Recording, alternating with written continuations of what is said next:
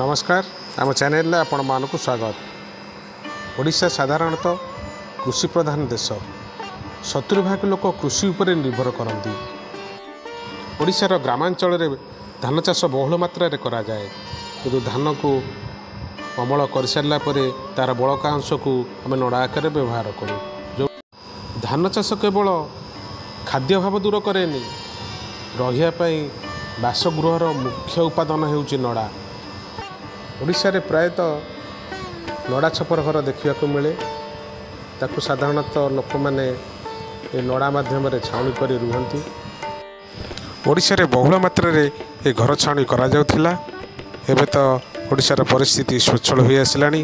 आ नड़ा छपर घर देखा मिलूनी। धीरे धीरे घर छाउनी कौन ये समाज भूलीज। आ घर छाउनीटा केवल स्मृति हो रही। आमर जो आगामी पीढ़ी आसुँच से घर छाणी कहले से किसी जापर बुझा पड़ो जे घर यही भाव में छाउनी करा जाउथिला। ओडिशार यही ऐतिह्य परंपराटी मन रखापी आमर एक छोटिया प्रयास थिला। तेणु जदि वीडियोटी आपण मानकु भल लगी थाए तार लाइक शेयर कमेंट और सब्सक्राइब करेंगे। मो पाखे थी बेल आइकन टी बजाईदेवे। रोची पुणी देखा आपण मान सहित अन्य एक वीडियो रे।